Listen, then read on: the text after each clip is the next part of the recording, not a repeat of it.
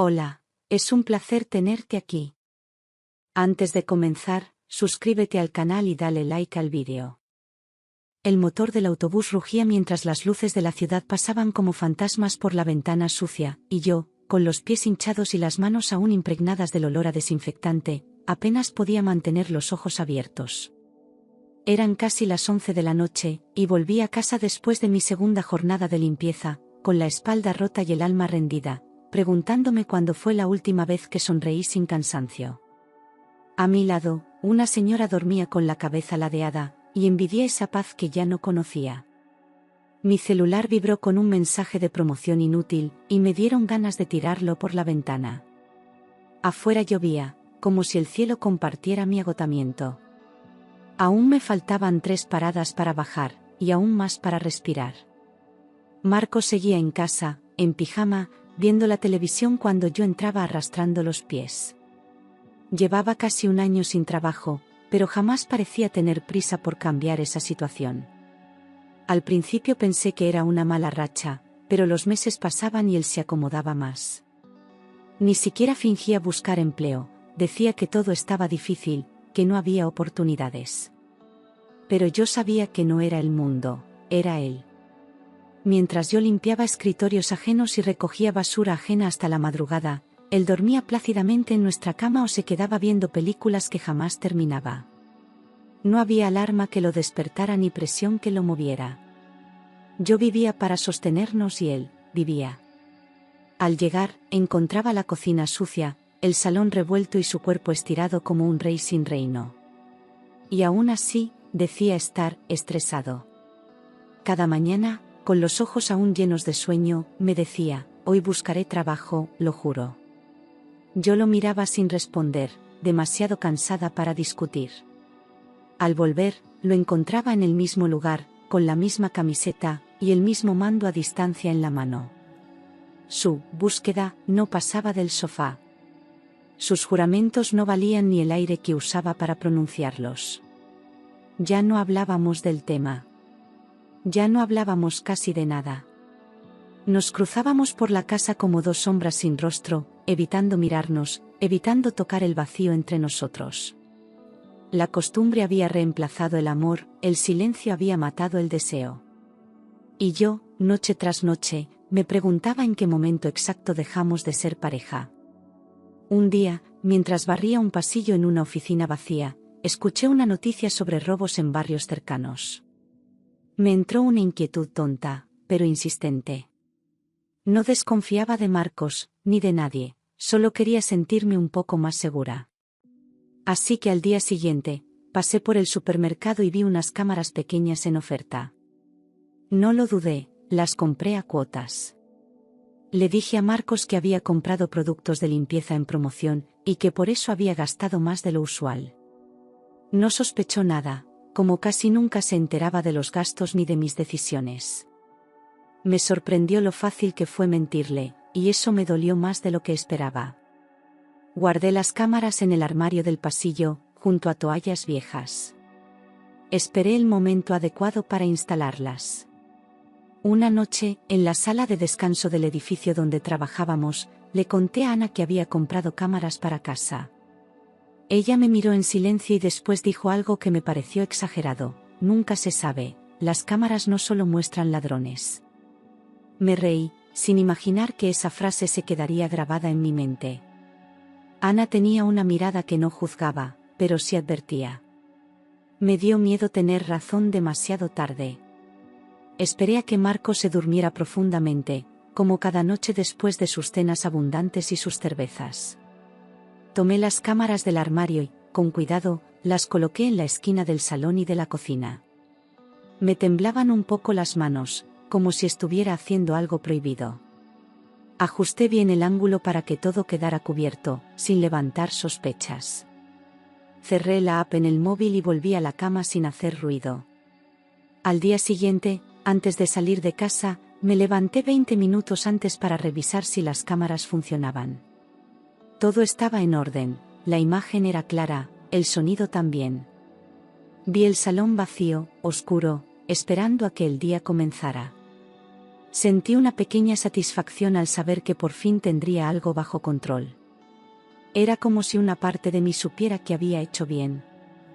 Justo antes de salir por la puerta, me detuve. Una punzada en el estómago, una especie de intuición que no pude explicar. No era miedo, era más bien un presentimiento incómodo, como si algo estuviera a punto de romperse. Me obligué a ignorarlo, a poner una sonrisa frente al espejo del ascensor. Pero en el fondo, ya no era la misma de antes. El jueves por la tarde, mientras volvía en el mismo autobús de siempre, el cielo se cerraba sobre la ciudad como una advertencia silenciosa. Las nubes eran densas, pesadas, como mi ánimo. El cansancio me apretaba el pecho y la cabeza me zumbaba de tanto pensar. Solo quería llegar, ducharme y dormir, pero algo me decía que ese día no sería como los demás. No sabía por qué, pero mis dedos buscaron el móvil casi por instinto. Lo saqué del bolso sin pensarlo mucho, como si mis manos supieran algo que mi mente aún no entendía. Abrí la aplicación de las cámaras con el pulso acelerado, aunque no tenía razón concreta para hacerlo. Era solo una revisión rápida, un gesto mecánico, una distracción en medio del hastío. Pero en cuanto la imagen empezó a cargar, sentí que el corazón se me subía al cuello. Algo no encajaba en esa calma aparente. La imagen tardó unos segundos eternos en aparecer, y cuando por fin lo hizo, el salón parecía vacío, pero no del todo. El sonido, sin embargo, fue lo que primero me impactó. Se oían voces, risas, y no eran de televisión. Subí el volumen, intentando no llamar la atención en el autobús, mientras la cámara mostraba solo el respaldo del sofá. Entonces, una frase me hizo girar el rostro hacia la pantalla de golpe. «Pobrecita tu mujer, siempre trabajando, y tú aquí, como un rey», dijo la voz inconfundible de Carmen, mi suegra. Esa mujer que venía a casa casi todos los días, sin avisar, con su aire de madre perfecta y su mirada de juicio constante. Nunca me cayó bien, pero siempre la soporté por amor a Marcos.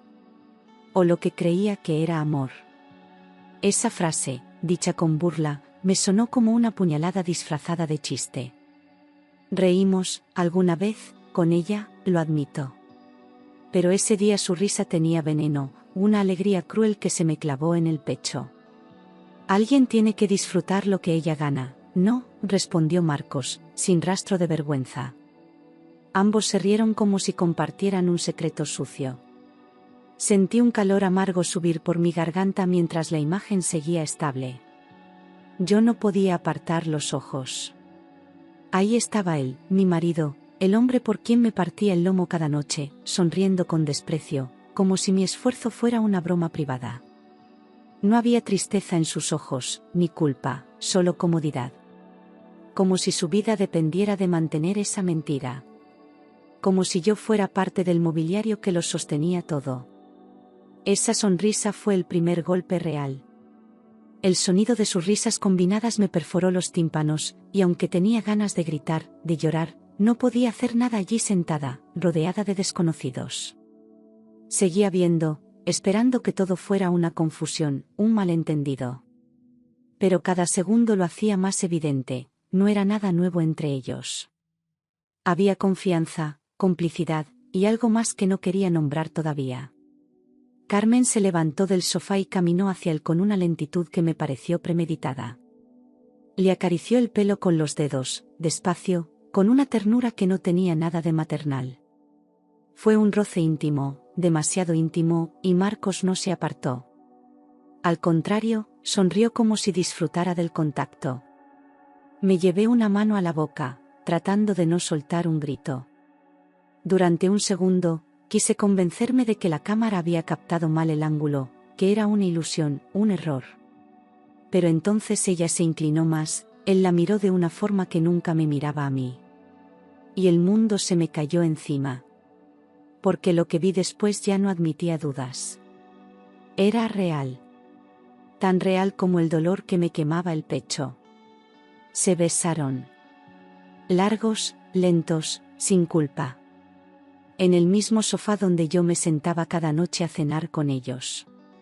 En el mismo espacio donde yo creía tener una familia. Ese beso lo cambió todo, ya no eran suposiciones ni celos ni presentimientos. Era traición. Brutal. Asquerosa. Irreversible. El móvil me temblaba en las manos, no solo por el traqueteo del autobús, sino por el temblor que me recorría el cuerpo. Intenté bloquear la pantalla, pero mis dedos no respondían. La imagen se repetía en mi mente, una y otra vez, como un bucle insoportable.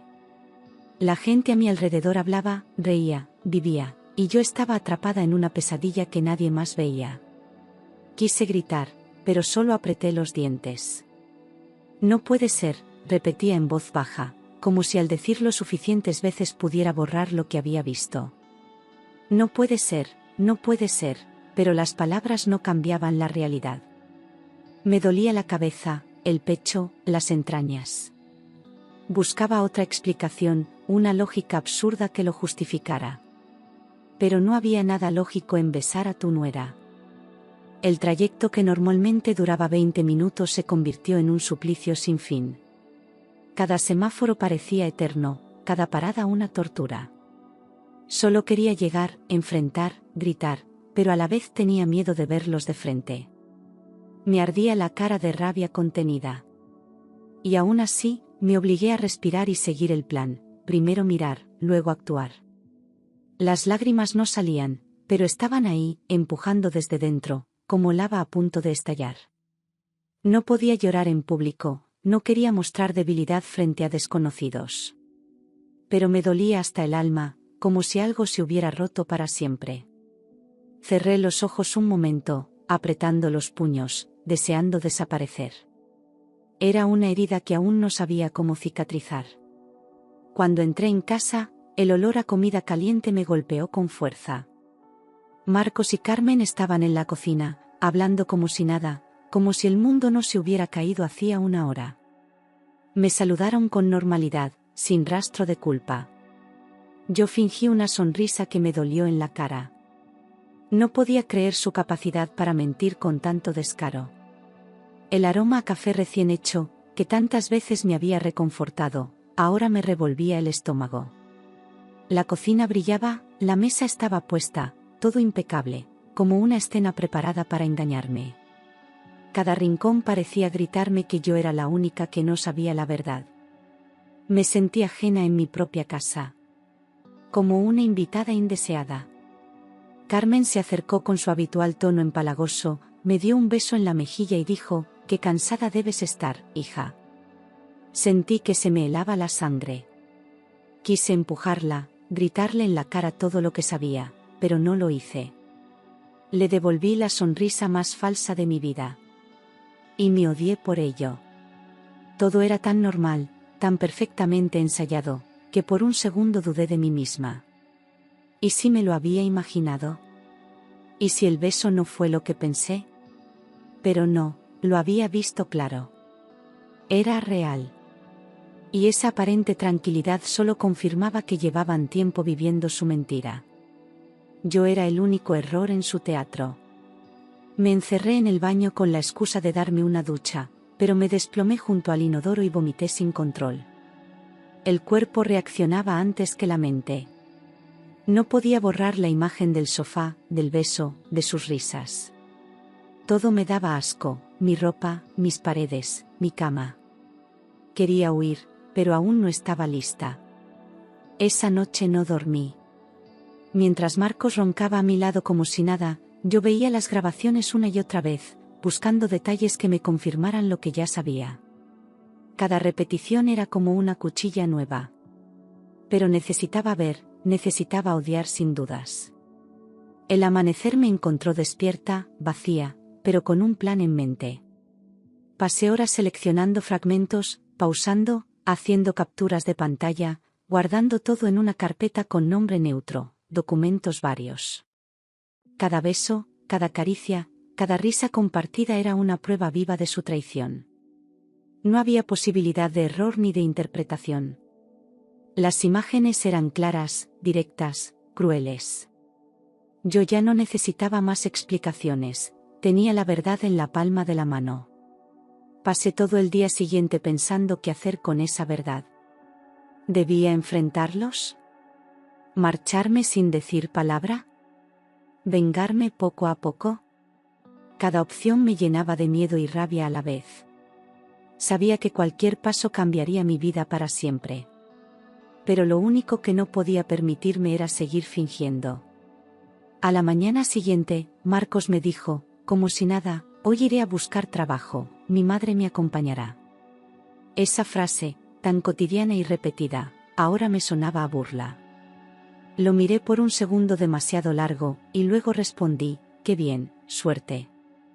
Él sonrió satisfecho, creyendo que aún tenía el control. Yo solo pensaba en cuánto tiempo más necesitaba para desaparecer. Mientras recogía los platos del desayuno, sus gestos me parecían más vulgares que nunca. Cada palabra que salía de su boca me provocaba náuseas. Pero aguanté, disimulé, respiré hondo. Porque sabía que el momento del derrumbe llegaría. Y quería estar lejos cuando sucediera. Decidí que no les diría nada. Ni gritos, ni acusaciones, ni escenas. Dejaría que siguieran mintiendo, creyéndose seguros, mientras yo organizaba mi salida. Sería una traición silenciosa, pero justa. Les devolvería su propia moneda, la invisibilidad. A partir de ese día, empecé a sonreír cuando me hablaban, a preguntar cómo les había ido, a cocinar su plato favorito. Quería que confiaran en que todo seguía igual. Incluso les ofrecí dinero para ayudar con los gastos. Cada gesto amable era una puñalada disfrazada. Y ellos, ingenuos, la recibían encantados. Una noche, en la pausa del trabajo, Ana me observó en silencio y luego dijo, ya no eres la misma. No pude evitar llorar. Le conté todo, entre suspiros y vergüenza. Ella no me juzgó, solo me escuchó y luego me ofreció su ayuda. Hazlo bien. Sin rabia. Con inteligencia. Esas palabras me sostuvieron más que cualquier abrazo. Ana empezó a acompañarme en las pausas, a darme consejos sobre abogados, mudanzas, cuentas bancarias. Me prestó un pendrive para guardar los vídeos, me ayudó a buscar pisos en su barrio. Nunca preguntó más de lo necesario. Solo estaba ahí, como una hermana que la vida me regalaba justo cuando más lo necesitaba. Y gracias a ella, empecé a pensar con claridad. Una noche, mientras revisaba los movimientos bancarios, encontré transferencias sospechosas hechas desde nuestras cuentas conjuntas hacia una cuenta a nombre de Carmen. El monto era alto, repetido, constante. Seguí tirando del hilo y descubrí que ella cobraba una pensión por el fallecimiento de su marido, pero también recibía ingresos no declarados. Y, al parecer, Marcos la ayudaba. No como hijo, como socio. Descubrí que mientras yo fregaba suelos y limpiaba baños, ellos montaban pequeños negocios en efectivo, vendían artículos de segunda mano, y hasta alquilaban un trastero con productos que yo nunca había visto. Marcos no solo no estaba desempleado, trabajaba, pero en negro, con su madre, usando mi dinero como base. Yo no era su pareja. Era su inversión. Mientras yo salía de madrugada con ojeras y el cuerpo roto, ellos se paseaban por restaurantes, compraban ropa nueva y compartían tardes enteras lejos de casa. Las cámaras los mostraban relajados, riendo, brindando con copas que yo jamás toqué. Se movían con una tranquilidad que dolía más que cualquier infidelidad física. Me usaban, me explotaban, y lo hacían con una sonrisa. Yo no era parte de su vida, era su recurso.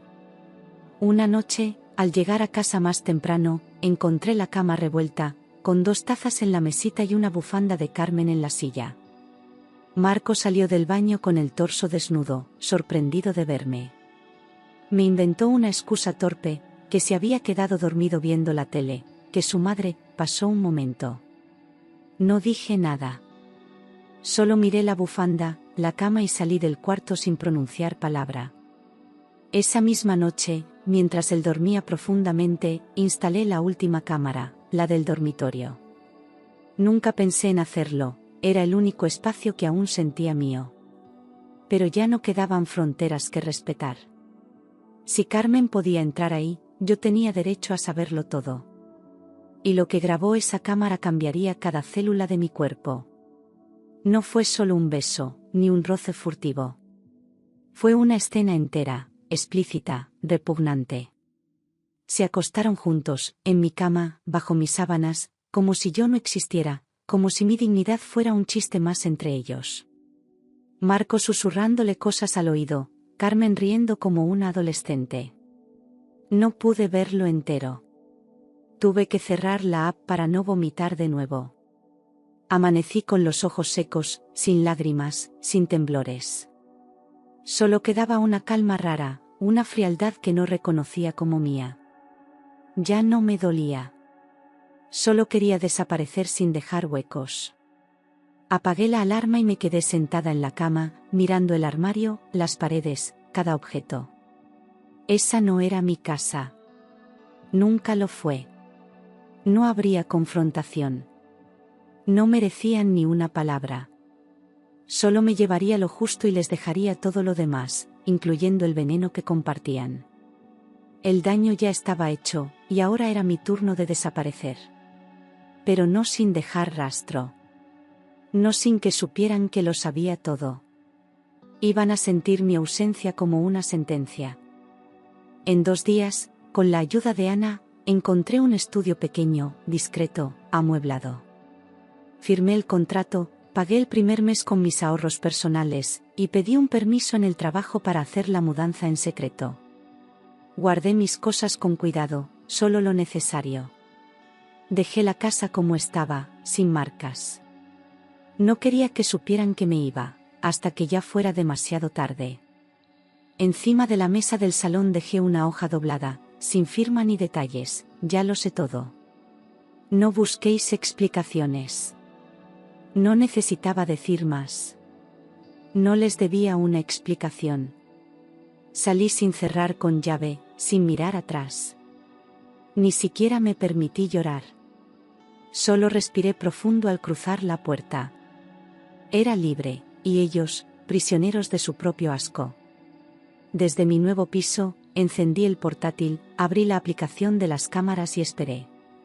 Sabía que en algún momento entrarían, encontrarían la nota, buscarían mi ropa, mis cosas, y entonces vería su reacción. Las cámaras seguían grabando. Cada rincón de esa casa aún me pertenecía. Aunque ya no estuviera allí, el ojo de mi verdad seguía abierto. No tardaron en llegar. Carmen gritaba desesperada, la cámara nos grabó. Marcos corría por el salón, desconectando enchufes, rompiendo cables, hasta que estrelló el televisor contra el suelo. El salón era un campo de batalla. Gritaban mi nombre como si les debiera algo. Pero yo solo observaba, serena, con una taza de café en la mano. Por fin tenían lo que merecían, miedo. Con todos los vídeos, capturas y registros en una carpeta ordenada, me presenté en la comisaría. Expliqué que no era solo una infidelidad, sino un posible fraude económico y uso indebido de fondos compartidos. El agente me escuchó en silencio, revisó las pruebas, y me derivó a un abogado especializado. No fue una escena de película, ni necesitó gritos. Fue ordenado, limpio, letal. Gracias al abogado descubrí que, mientras yo trabajaba, ellos habían vaciado nuestras cuentas comunes para financiar sus negocios familiares. Había movimientos sospechosos, retiros grandes, y hasta compras de cosas que nunca entraron en casa. El abogado me dijo que tenía base suficiente para denunciar por apropiación indebida. Y así lo hicimos. La ley también sabía mirar. El hombre era serio, preciso, sin adornos. Congeló todas las cuentas vinculadas a Marcos y a Carmen en menos de 48 horas. Me ayudó a proteger mi salario y a abrir una nueva cuenta solo a mi nombre. Su eficacia me devolvió la sensación de control. Por fin, alguien jugaba de mi lado con las mismas reglas frías que ellos usaron contra mí. La denuncia activó una investigación fiscal. Las cámaras que me protegieron revelaron más de lo que esperaba: pagos en efectivo, ingresos no declarados, y actividades comerciales sin registrar. En menos de una semana, su pequeño imperio doméstico se vino abajo. Sus cómplices desaparecieron. Y yo, por fin respiraba sin tener que pedir permiso. Hacienda entró en su vida como un cuchillo afilado. Descubrieron que llevaba años evadiendo impuestos y moviendo dinero en cuentas ajenas. Le congelaron los bienes, le embargaron el coche, y citaron a declarar a varios clientes suyos. La mujer que se creía intocable empezó a desaparecer bajo montañas de papeles oficiales. Ya no tenía ni voz, ni poder. Intentó llamarme al móvil, luego al trabajo, y después apareció en la entrada de mi nuevo piso llorando, gritando mi nombre como si eso fuera a devolverle algo. No le abrí. Lo vi desde la mirilla, deshecho, hundido, con esa cara de niño al que le quitan el juguete. Pero yo no era su madre. Ni su mujer. Ni su salvación. Cuando por fin me dejó un mensaje de voz, llorando, suplicando, solo le respondí con una frase por escrito: vuelve con tu madre, si es que sigue libre. No necesitaba insultarle. Ya se había destruido solo. Cada palabra que no dije fue más fuerte que cualquier grito. La dignidad también se escribe en silencio. No necesité mover un dedo más. La ley hizo lo que yo no podía haber planeado mejor. Les quitaron todo: el dinero, la reputación, la comodidad. Y yo, gané mi paz. No por venganza, sino por justicia. No me alegraba de su dolor, pero sí de mi libertad. La primera noche sin sobresaltos fue extraña. Me desperté varias veces creyendo que había olvidado algo, pero solo era el hábito de vivir en tensión. El estudio era pequeño, pero cada rincón era mío. Dormí por fin sin miedo, sin rencor, sin asco. La traición se había ido, y yo me había quedado. Con el dinero que logré salvar, me inscribí en un curso nocturno de contabilidad. Dejé la limpieza sin culpa, sin mirar atrás. Cada número que aprendía era una puerta nueva que se abría. Ana seguía a mi lado, animándome, empujándome a seguir. Había empezado de cero, pero por fin en dirección correcta. En el curso de contabilidad conocí a David, un profesor joven, paciente, con una voz serena que contrastaba con todo el ruido que yo había vivido. No intentaba impresionarme ni salvarme, solo me escuchaba y respetaba mis silencios. Me hablaba del futuro sin prometer nada, sin invadir.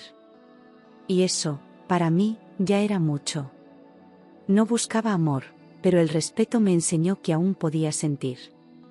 Con David no hubo fuegos artificiales, ni drama, ni promesas vacías.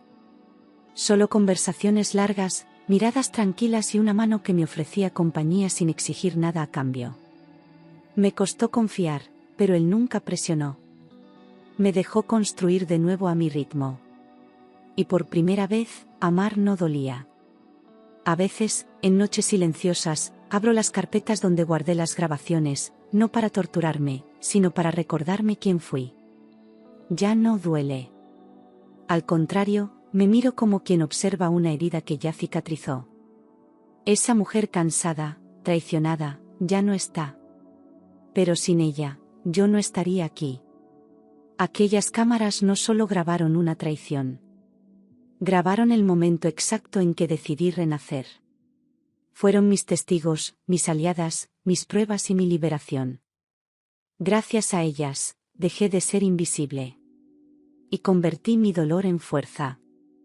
Aprendí a dormir sola sin sentir vacío, a disfrutar de un café sin sobresaltos, a mirar el espejo sin vergüenza. No necesitaba ser perfecta, solo libre. Cada paso, cada decisión, era un ladrillo en mi nueva vida. Y aunque aún tenía miedos, ya no me paralizaban. Por fin era yo, sin permiso de nadie. Un día, meses después, Carmen me buscó. Llegó al trabajo, demacrada, con ojeras y una carpeta en la mano. Quería hablar.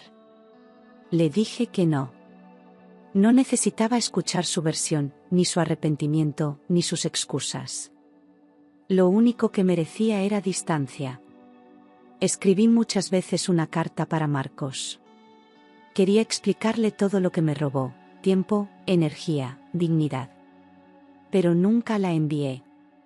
porque entendí que no merecía mis palabras, ni mi historia. Él ya había tenido suficiente de mí, demasiado.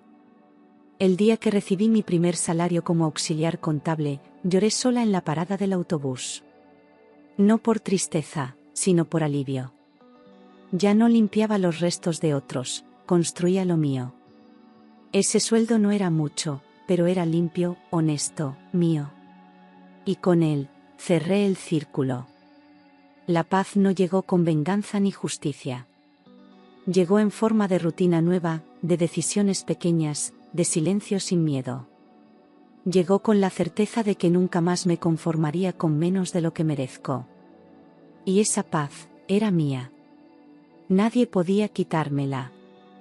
Había días en los que aún despertaba sobresaltada, esperando oír su voz desde la cocina o los pasos de Carmen por el pasillo.